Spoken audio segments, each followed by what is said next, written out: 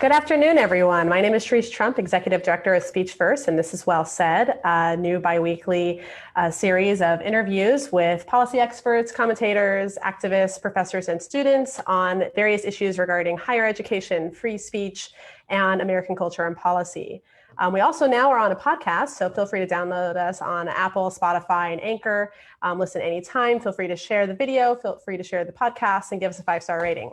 So today we welcome Dr. Matthew Spalding, Vice President of Washington Operations and Dean of the Van Andel Graduate School of Government and Kirby Professor of Constitutional Government at Hillsdale College. He is the best-selling author of We Will Still Hold These Truths. Rediscovering our principles and reclaiming our future. Sorry, it's all right. It's confusing because you still hold these truths to be self-evident. You want to say it. And is also executive director of the Heritage Guide to the Constitution. Prior to joining Hillsdale, Dr. Spalding was vice president of American Studies at the Heritage Foundation and founding director of its Simon Center for Principles and Politics.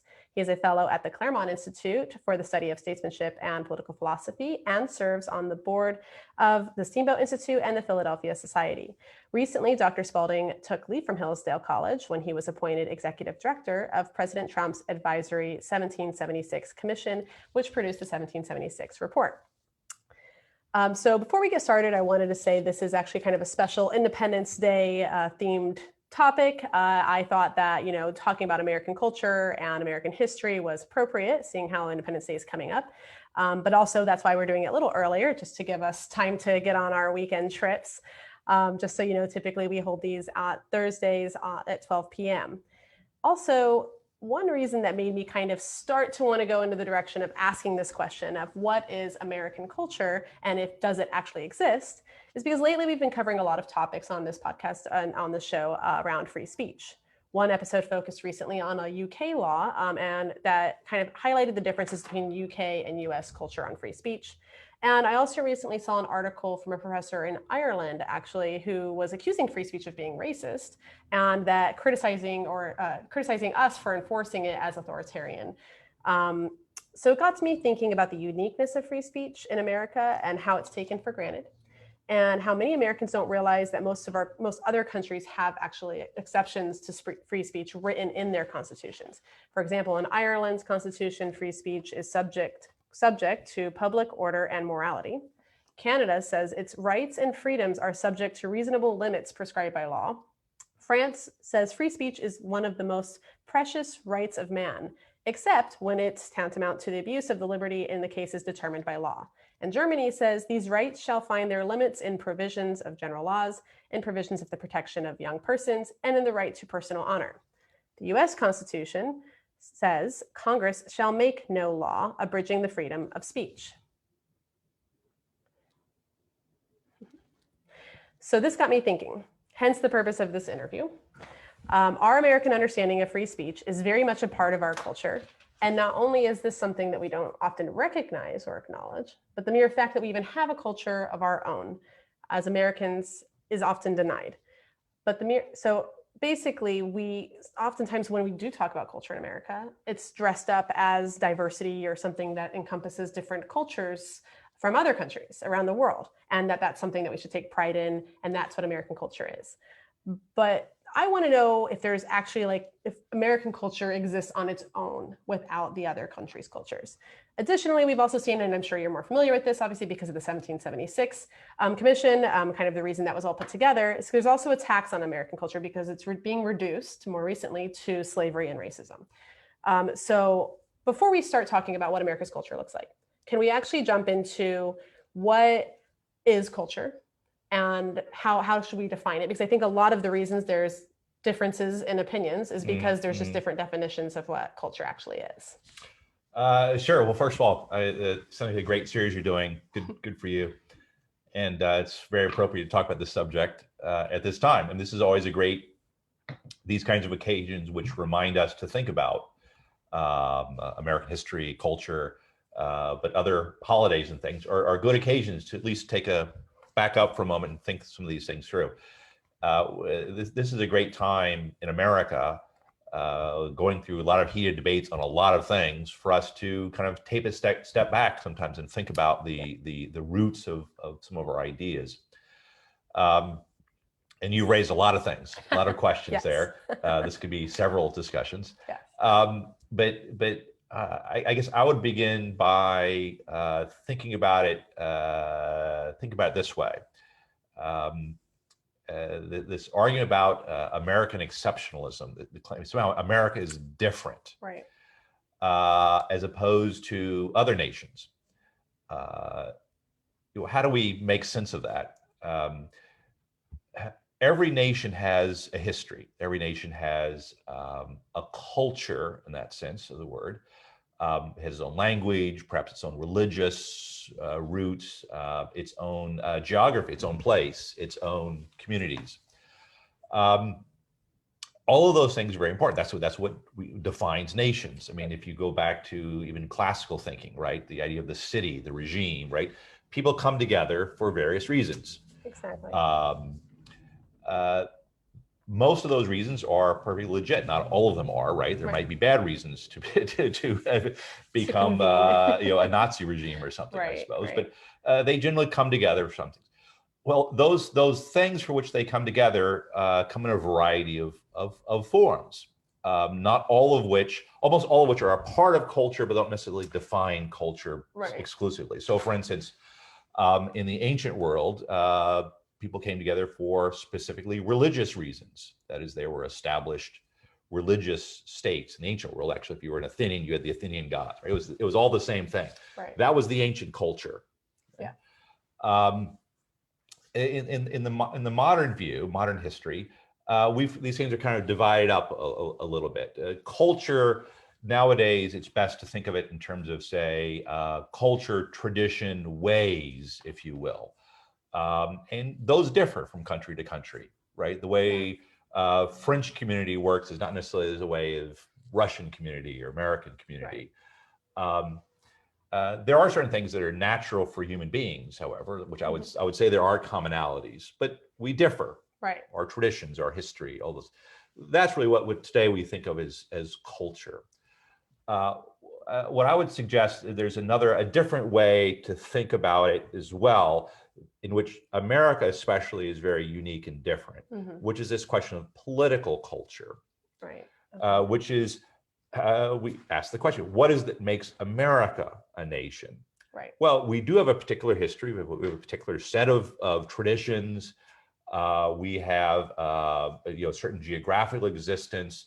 We have a multiplicity of religions, so it's not any one of those. It's generally Protestant, Christian in its history, but increasingly it's kind of all over the map. Right. But one thing we do have is we have a very unique political culture, which is to say that unlike most countries, which developed in the forests of Germany 1,000 years ago, America actually has a birthday, there was a discussion, a debate, a break, a claim of coming together for some reason, and then we write a constitution. That is a certain set of political principles that give us a political culture. In many ways, the debate we're having today is the status of that culture. Right. That's the thing that's really at odds. And those political principles, and here I'm specifically thinking about the principles of the Declaration, that all men are created equal, that we're endowed with certain unalienable rights, that legitimate government comes out of consent, all of which eventually we develop the Constitution. Well, those things are being debated right now on the claim that somehow they are, have problems or are inconsistent with other aspects of history or other claims or other arguments. That's a different kind of culture, sense of culture. And I think that one is crucially important, because you really can't have the old kind of soil and blood notion of culture, that is, we are all Germans or we are all Italians. That's not the way America works, right? The old saying, anybody can become an American, but what we have in common, what ultimately makes us Americans, is not our ethnic heritage. I have no idea what yours is, right? But I come from Irish and different.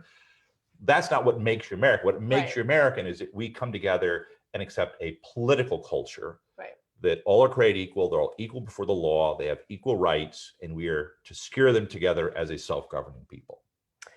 Right. So you started teasing out some of these kind of unique aspects of the political American culture. And can you elaborate just a little bit more on some of the issues or some of the ones that transcend? Because I know that obviously, like if you look at American history, someone could step back and say American culture has changed over time.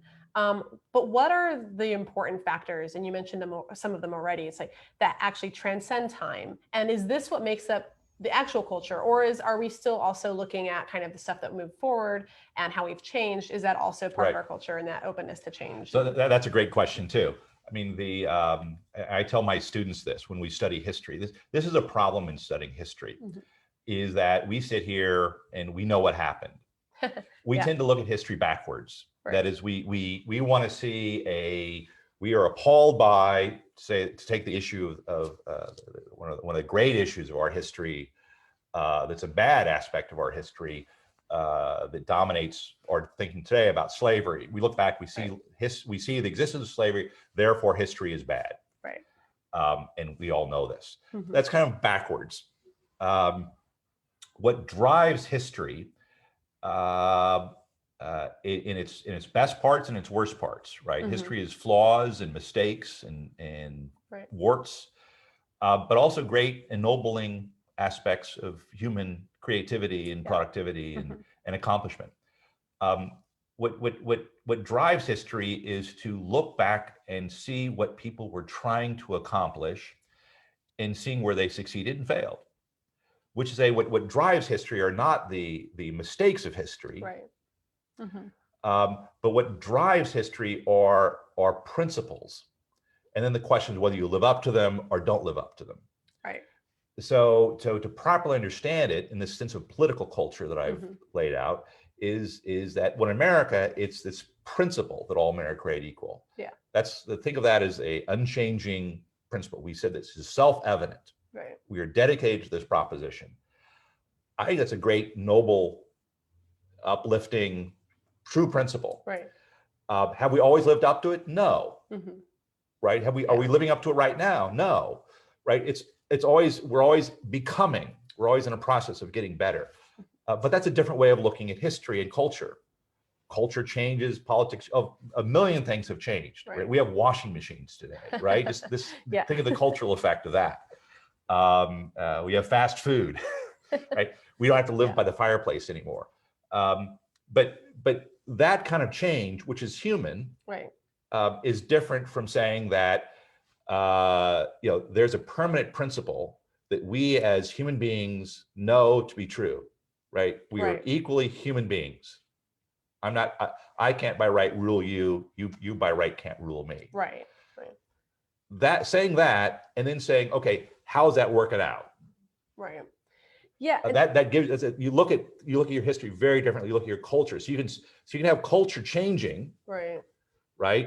But that doesn't mean everything changes. There might be something permanent above it all. And really that is the claim of the American founding, which is actually a claim of how we human beings understand principles in our lives. Exactly. So then why is there this trend? And it's a trend we see today. I'm sure we can talk about how it has existed in the past as well. But there's a trend today, obviously, which is why the 1776 Commission had to be started, that led to this, where there's basically a way of looking at history and American culture is tying the two together directly and saying that everything that happened in this time period that was bad taints everything else that happened during that time period. So therefore, there's a desire to throw the baby out with the bathwater and completely erase that culture, that part of what you were mentioning, these principles that are supposed to kind of pull you through these difficult moments, these moments where we're not living up to them. They're supposed to kind of be those guiding lights. But now we have groups and institutions around the idea of eliminating that altogether and saying, no, the principles were even corrupt. The principles weren't right. And now we need to make new principles. We need to make a new, future for ourselves. And this is, so kind of, why is that happening? And is it a lack of education? What's going on here? These are all hard questions. Yes. A lot of things going on. and I'll hit 2 or 3 things real quick. One is, when I said earlier, history is hard. History is hard to teach. We think it's easy. It's actually very hard. How do you capture someone's imagination about, say, George Washington, who I think was a great statesman who accomplished just, almost, these unhuman things that he was capable of accomplishing. How do you capture that when you know what happened and he was just some old guy in a wig in the 18th century? So history is a hard thing to teach. I think when you capture someone and interest them in history, however, the history is actually better than it's normally thought of. And history is a great thing, which is why history books still sell like crazy. So part of it is it's just hard in itself to capture that. Takes good books, good teaching, good parents, right? To put it in more kind of, I guess, academic terms, after the Civil War, in terms of kind of the history of American thought, in the beginnings of the progressive movement, there's much more of something which technically we would refer to as historicism. That is, we look back at history and we interpret it. And rather than coming to understand the history itself as a playing out of, say, permanent principles, there's this idea which comes from kind of modern German political thought, which is, well, there aren't any permanent ideas. All there is history, and so everything must be looked as mere history.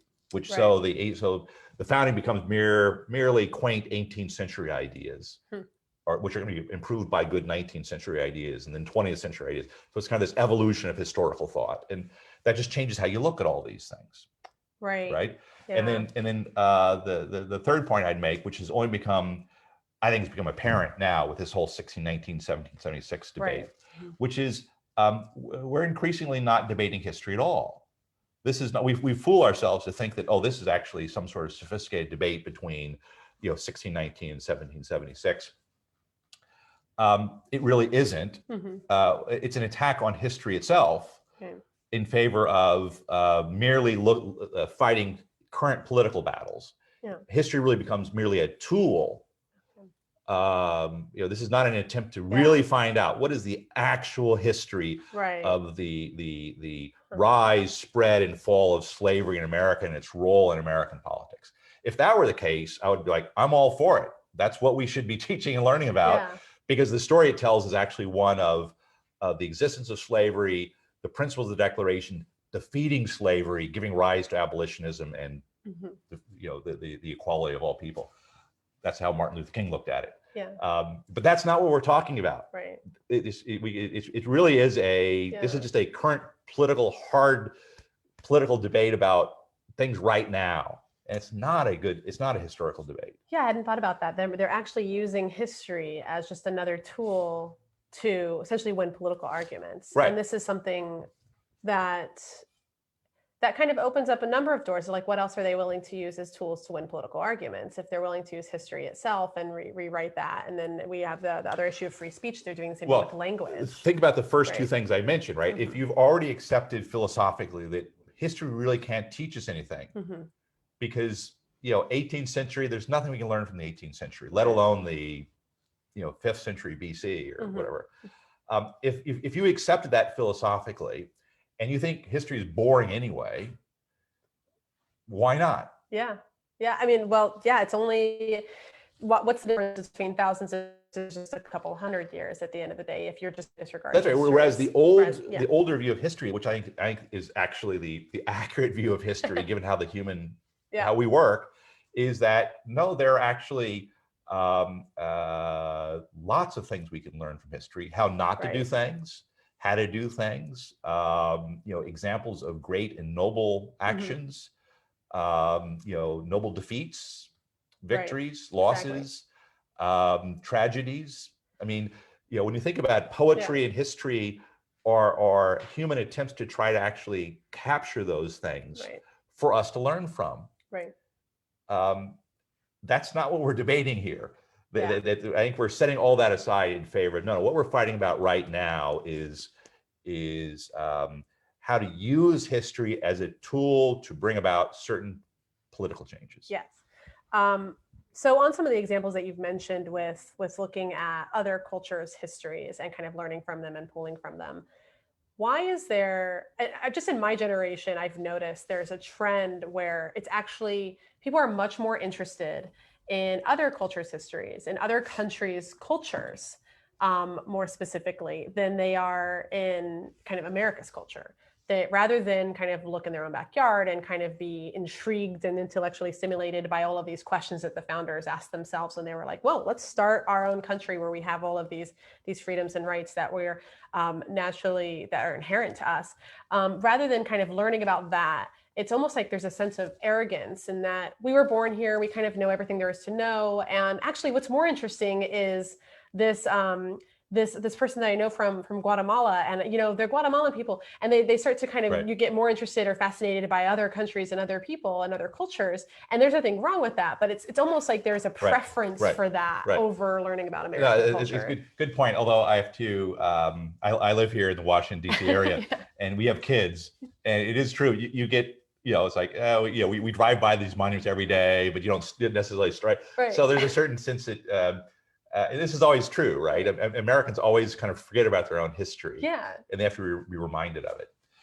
And there's a good sense of what we used to call comparative history. Studying other cultures is important and good, yes, if for no other reason they often remind us that America's had it pretty good, right? And we've accomplished something great, despite all those flaws. We're not a third world country. That actually, I guess you can't say that anymore. But there are these differences that comparative studies bring about. But I think part of it, and it goes back to the real nub of the difficulty here, which is the question of 1776, which is, the Declaration says, we hold these truths, which not say the whole world, but we hold these truths to be self-evident. That is, we begin with a claim that this thing is true, that all men are created equal. You might not think of that. Right. That might not be your regime, but this is our regime. America is going to be based on a claim of universal truth. Yeah. We're not going to impose it upon you. You don't have to agree with us, but it's a claim that this is true, simply, for all times. Yeah. Or as Lincoln said, applicable to all men in all times, right? This transcends history. Well, okay, so now you see, that's the nub of the problem. Right. How do you relate? How do you have a country which is simultaneously a particular country? Right. We have particular geography, borders, states, culture in terms of ways of life, right? That are different from, say, other countries. Yet, and here's the claim of exceptionalism, right? Which is not that we're perfect or without flaw, but what's different is that our particular regime, our particular political culture is defined by something that we have dedicated ourselves to, but we believe is true, simply. Right. And that's true whether you're in the United States or Guatemala. Right.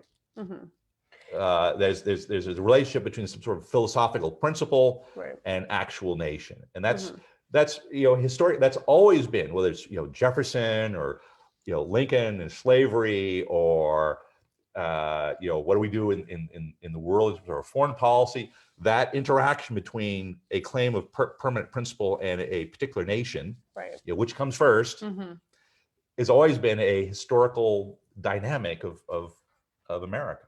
Yeah, I mean, do you think also, though, that because America, with the nature of the founding and the fact that we were pulling away from the norms of the rest of the world, and that we were kind of trying to find things, we were trying to find an outlet for kind of what we thought would be the best way to run a country. There is that kind of always that comparative sense that we have with our culture and others. Like, we're always, just because that's kind of what led to the founding, is just comparing what could be to what is. And so, but now it's kind of flipped on its head in that, like, I feel like there's a lot of folks who are kind of looking outward from America and saying, oh, what could be versus what is. And so there's that sense that, is that part of just kind of American character? I think part of it is, I think there's an increased looking outward. There's always been something of that. And there's a good aspect to that, but it's gotten more.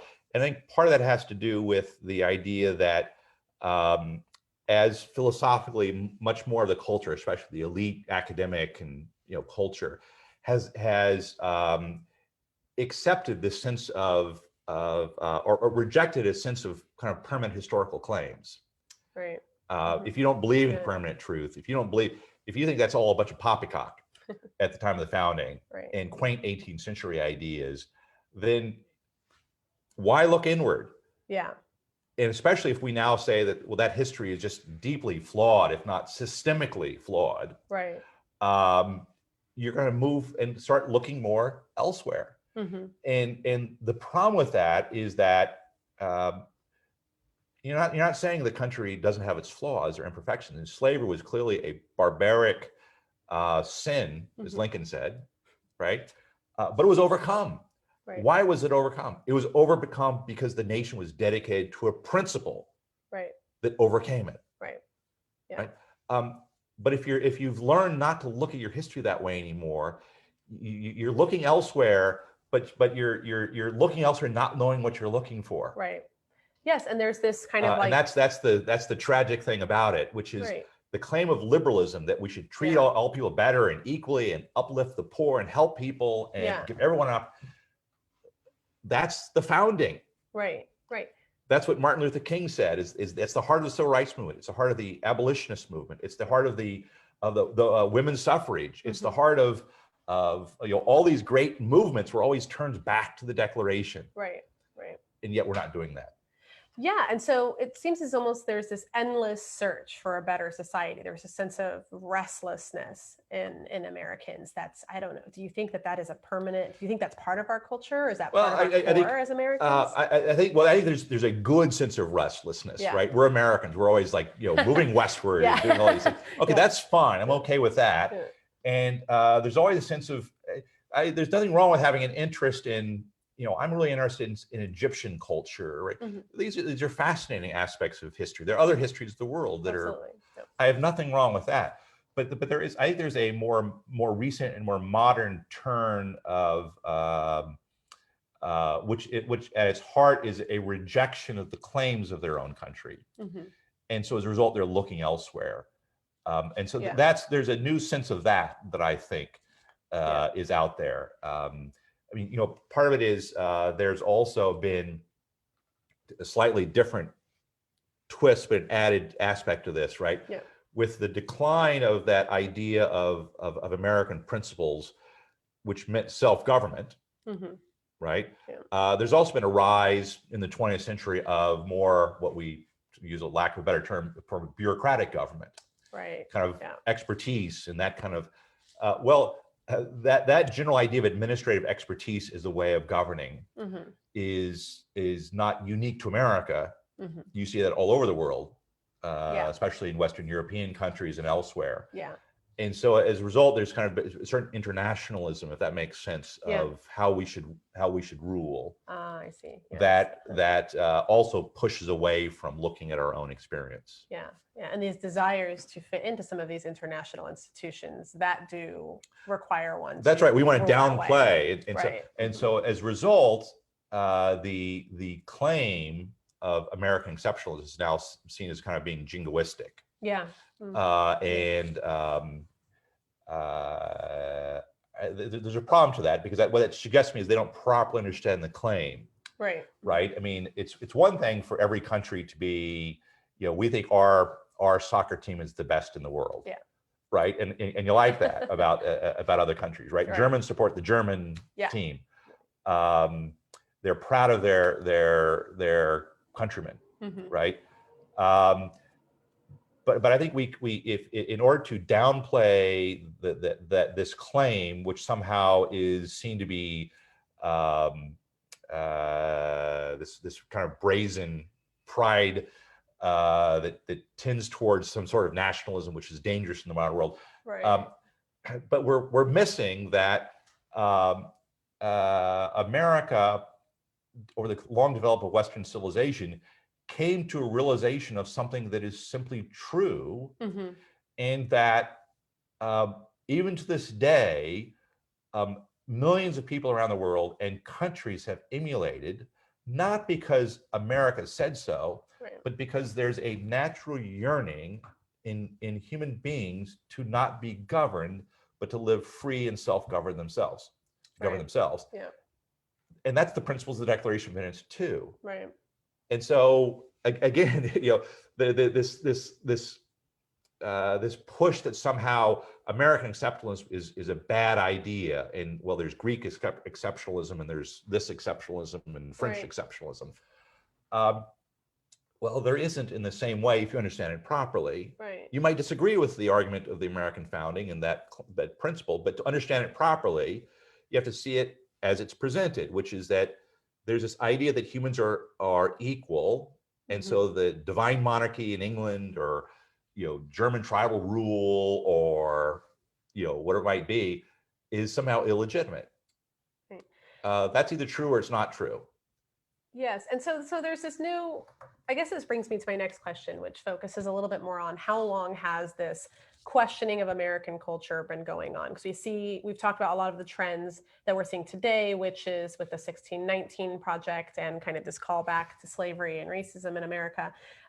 But before, for example, during the Cold War, there was a lot of intellectual elites who admired communism and socialism as a kind of a culture or a form of government, or there was something about it that they were drawn to, and they would talk about it often. And even today now we see some, well, not with so much with the intellectual elites, but more so even with kind of the younger generations, this call back to communism or other countries of cultures that have proven evidence of failure, but at the same time, there's just like a desire, a draw there. So I'm kind of curious, has this always been something that we're going to see, which is just like generations constantly kind of questioning, calling into question our culture, and challenging our culture and our history? Or do you think there's something unique about the Cold War and today that is kind of pushing people to look elsewhere? Well, I mean, yes and no. There's from the very beginning, there have always been people who fundamentally question in a deep way the claims of the American founding. The most famous claim, of course, was, say, that of John C. Calhoun, who said that the Declaration of Independence was wrong. Yeah. Right. Simply outright. It was wrong. It was a mistake. It was, and that actually slavery is a positive good, he said. Well, okay, that's a turn. And that's an outright rejection. It's one thing to say that the Declaration was a great principle and that slavery was a fundamental contradiction of that principle, and that they were at odds, and the founders in the Constitution made compromises, which they didn't immediately get rid of slavery, but it had the possibility of being extinguished because of the principle. Right? That's how Lincoln, that's how it played out. That's how Martin Luther King understood it, right? The principle killed the thing. But John C. Calhoun came along and said, no, the principle is actually wrong. So there's a whole culture which was systemically racist, which claims that blacks were inferior fundamentally in the sense that they could be ruled as slaves. That was an early attack on the principles of the founding. I think modern progressivism grows into a fundamental claim against the founding, which we see played out more radically in identity politics and critical race theory, which are, I think, at least intellectually, variants of John C. Calhoun's claims. Obviously, Nazism and communism in the world are attacks on the founding as well, because they're based on the idea that all men aren't created equal. There are superior people, communist man, and we should make you into one and kill everyone else and put you in a gulag. Right. I mean, so this and these things existed prior to America. Right. I mean, the claim that God ordained the King of England to rule us, or that Athenians were to rule Spartans. Right. America is the exception to the rule, and I think began a trend in the rise of democracies in the world, and the movement of Western thought, especially towards more freedom, but also more political equality, Yeah. more rights, more participation. And I think it's hard to deny that. And, you know, is there more things going on today that seem to be a rejection? Well, I think right now in America, we're having an intense debate over those questions, and one that we're not used to in our lifetimes. Right. That is true. Yeah, certainly. But I think it's important for us to understand that this is not a debate that is different from debates we've previously had in our own history and prior to that, right? Human beings are naturally driven towards solutions and fixing things, and they're kind of good aspects of it, but also draws them towards, you know, sometimes idealistic and utopian solutions as well. They're also oftentimes deluded in denying reality, which sees some people as inferior or superior, or rejects and denies just kind of obvious facts about human life that we really can't afford to ignore.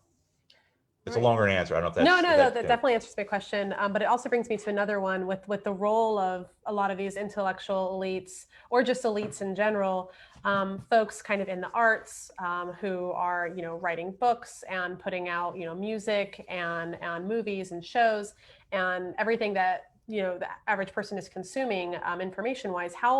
How much influence and impact do these mediums essentially have on American culture and how we identify American culture? Should it be none, or is it something that we need to kind of rectify with and say, like, maybe we need more of the proper teaching of culture through things like music and... So this gets into the what we would normally think of as culture. Exactly. At least today. But it increasingly gets into areas that are very problematic.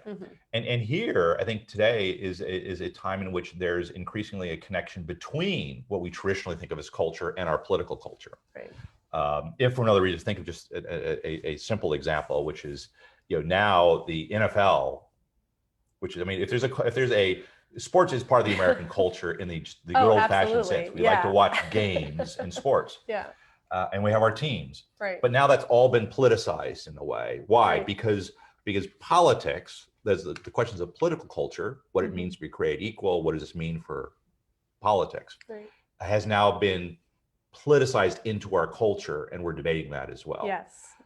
And so we are in, I think, a much more problematic spot, and there are many aspects of culture which are now being driven by political debates. I mean, another obvious area where that's occurring, which is intimately connected with these debates over race and equality and the 1619, 1776 problem, has to do with the rise of gender politics and other aspects of that, which are now being dealt with as political questions through the authority of the federal government, having to do with things like bathrooms and classrooms and things like that. So again, setting aside whether you agree or disagree for a moment, and no means advocating intolerance or discrimination.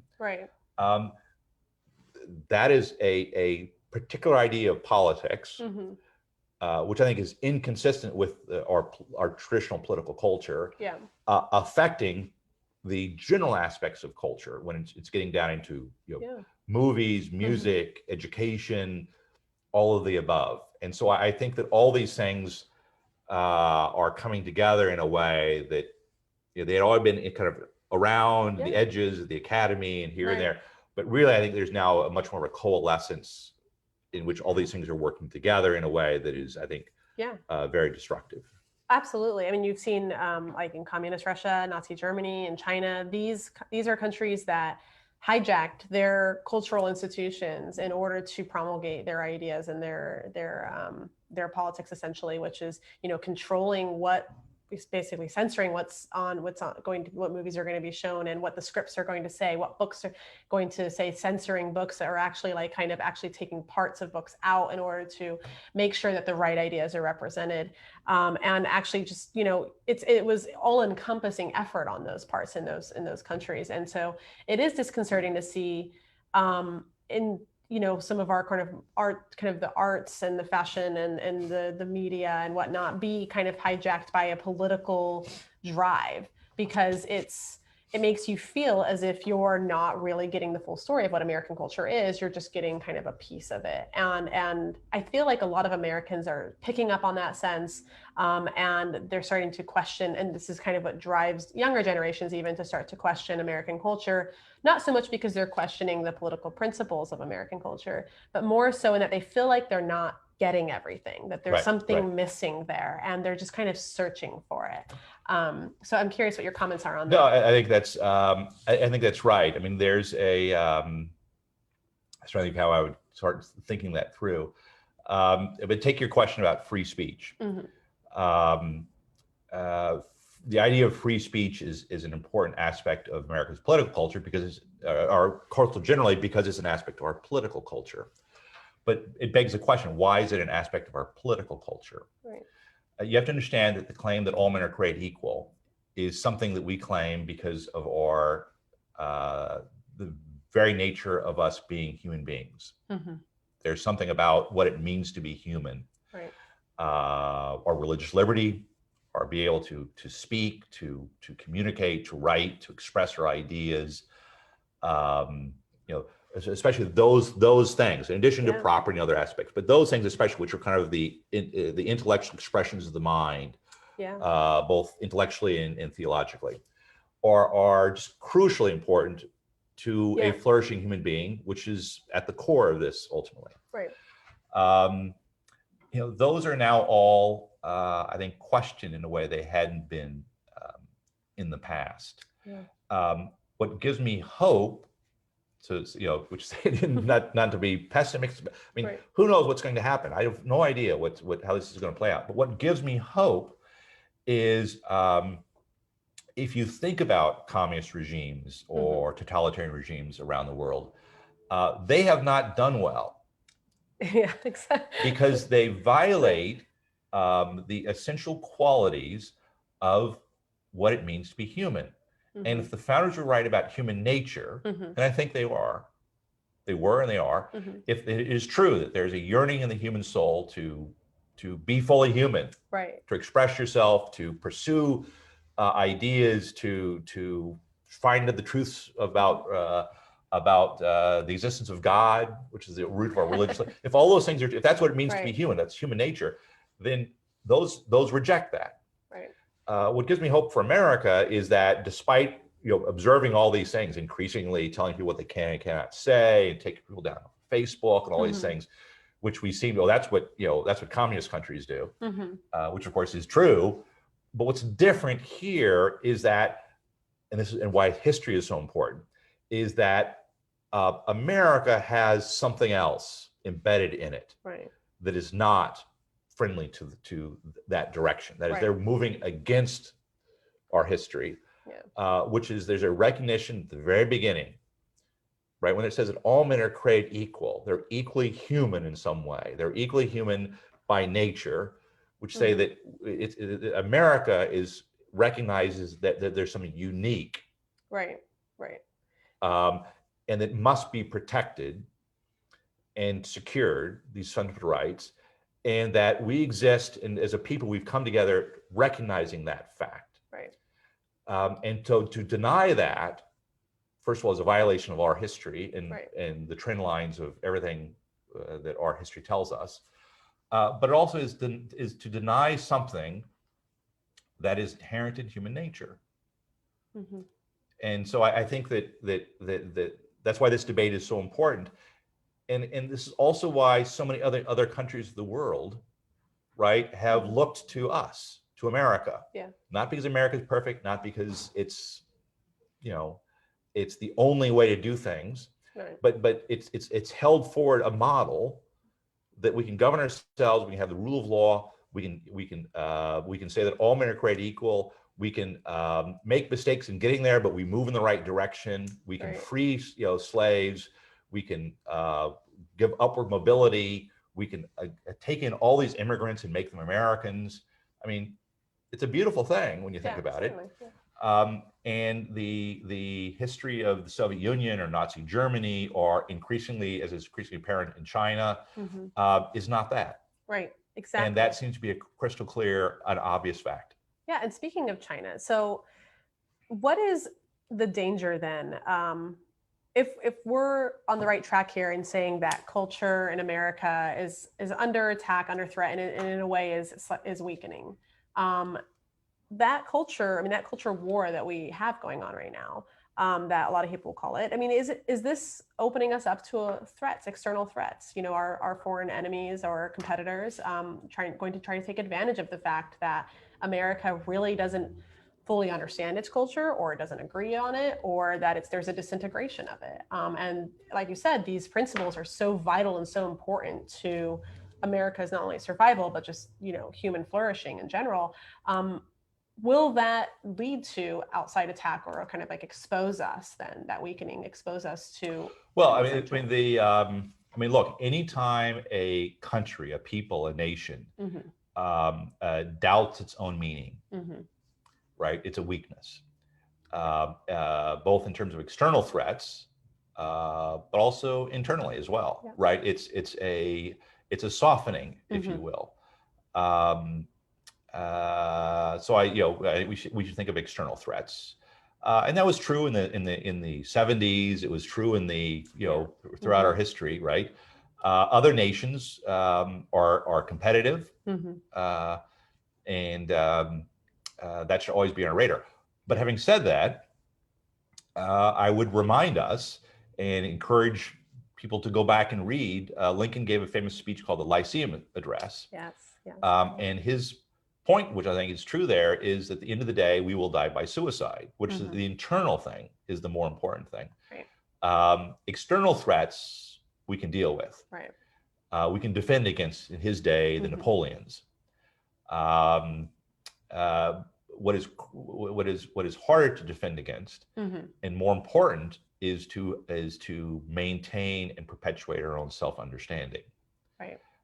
And if we can't allow that to weaken, because among other things, it gives rise to the possibility of demagogues and others who will take advantage of it internally and lead us astray. Yeah, absolutely. Well, Dr. Spalding, do you have any final thoughts on what is America? Does America have a culture? Does it have a culture of its own, essentially, before we wrap up here? I think it has, in terms of the culture as we normally mean it, right? We have a great diversity. Yeah. I mean, and we all know this: heritage, food, arts, and that's beautiful. That's wonderful. Yeah. But I think it's important to remember, to recall, to teach our children, to pass on, whether you're a liberal or conservative, Democrat or Republic, right? What makes this work and gives us the freedom to have all these expressions of diverse opinions and art and food is that we have agreed that all men are created equal, and thus everyone can have and live their own lives in this great republic. And I think that's the thing that unifies us and brings us together. Oh, well, thank you so much, Dr. Spalding, for being with us today. This is Well Said. My name is Sharice Trump, and like I said, it's a bi-weekly show where we interview policy experts, commentators, academics, students, professors on issues of higher education, free speech, and American culture and society. So you can share this episode on Facebook or on YouTube. We also, like I said, have a podcast you can download on Spotify, Apple, Anchor. Give us a 5-star rating. But thank you so much for joining us. Thanks for having me. Yeah, Dr. Spalding, well said. All right. Have a good one. Bye.